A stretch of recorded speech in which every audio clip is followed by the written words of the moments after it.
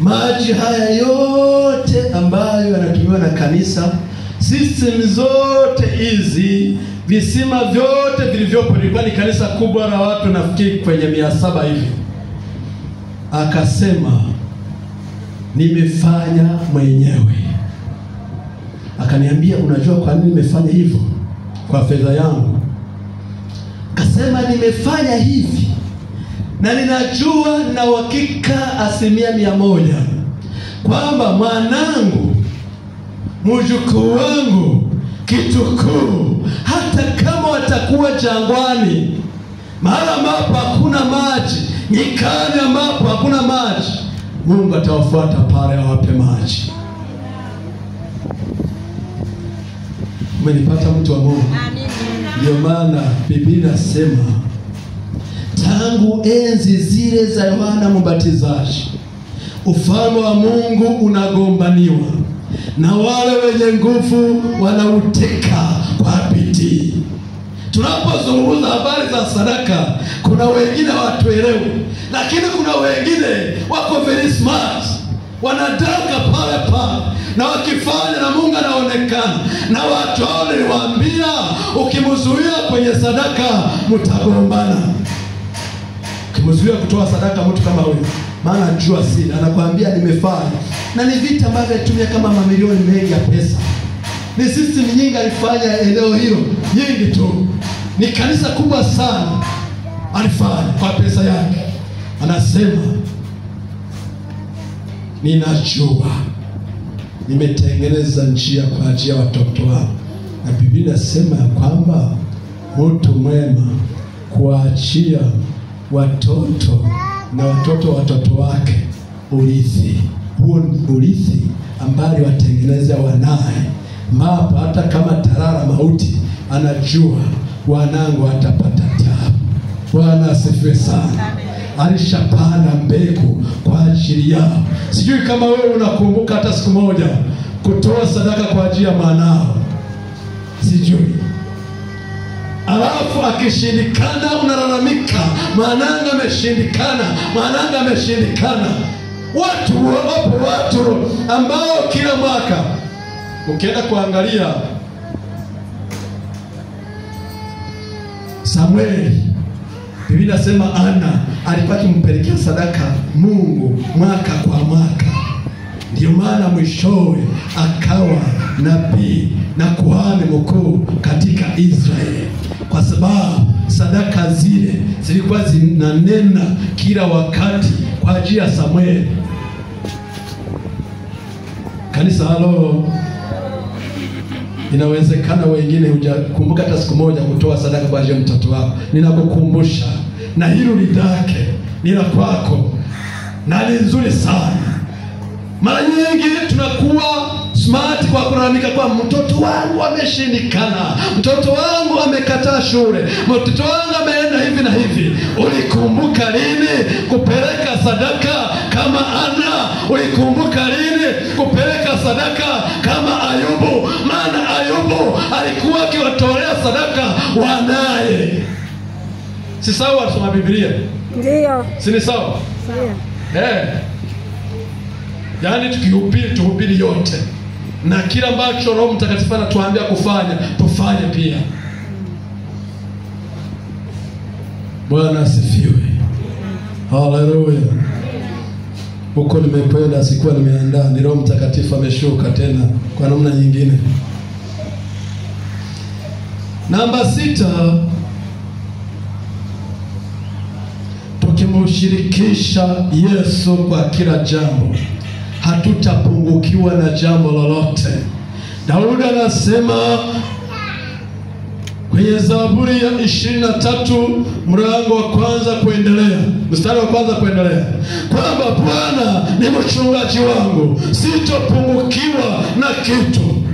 Biblia inasema kwamba watakatifu waliopo duniani ni watu waliobora na wafurahia. Je, inakuwaje tuwe kila wakati tumepungukiwa, hata chakula kinapungua? Ni kwa sababu tunapenda isivyo. Ni kwa sababu hatumshirikishe Yesu. Sikiliza, usije ukasema ninahubiri Yesu nimeshakutana naye kwenye mambo mengi, lakini pia nimekutana na watu ambao wamekutana naye. Miaka 90 nilikutana na rafiki moja ambaye aliokoka zamani akiwa jambazi.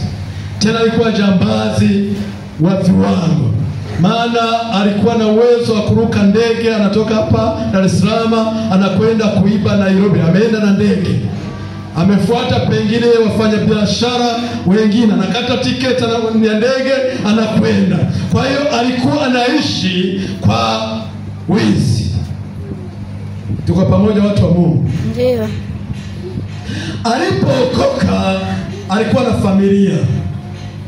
Tena nakumbuka mke wake akamkimbia baada ya kuokoka. Hakuwa na kipato chochote kile.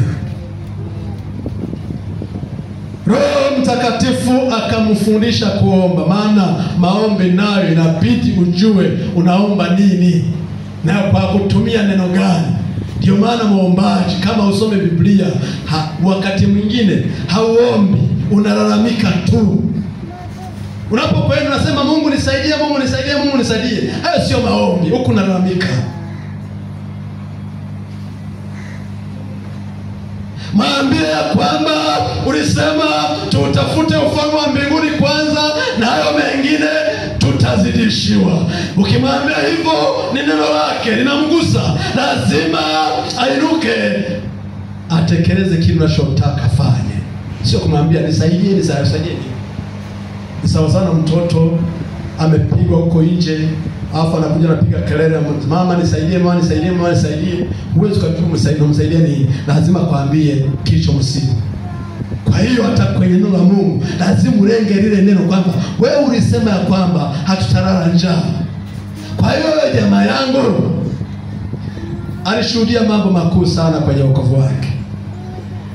Ananiambia nimeshuhudia mara nyingi sana watu wanakuja wamebeba gunia la mchele kwangu, anatua anasema hapa ndo kwa Mati.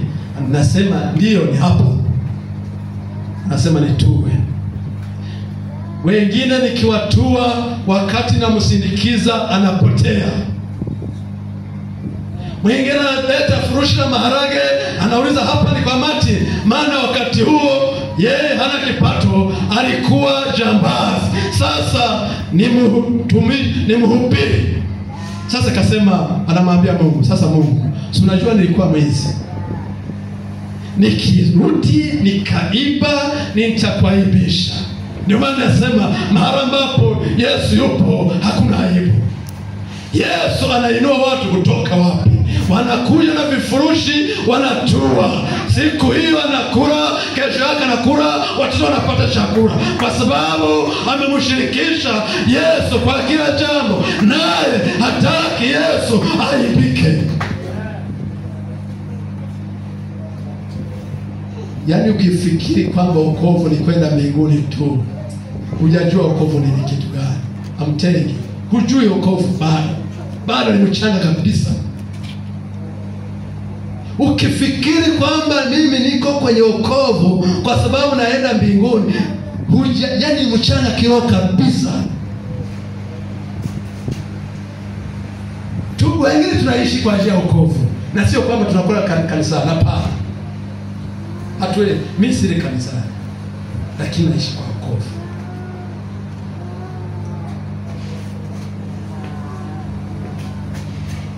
Kanisa lo, naishi kwa wokovu, na watoto nimewasomesha shule za kulipia wote, lakini naishi kwa wokovu. Kwa hiyo kiniambia kwamba wokovu ni kwenda mbinguni, nakwambia hapana. Ndio maana Petro anauliza Yesu kwamba wewe mwanaume, sisi tumeacha wake, tumeacha mashamba, tumeacha kazi zetu za uvuvi. Sasa unatuambia nini? Tutapata nini kwako?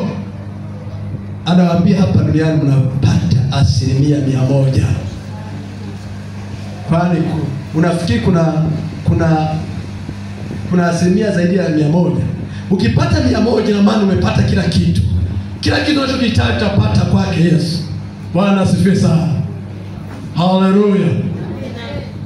Haleluya kanisa. Amina. Inawezekana nazungumza na wale watu ambao imani yao ni kwamba wokovu wanakwenda mbinguni tu.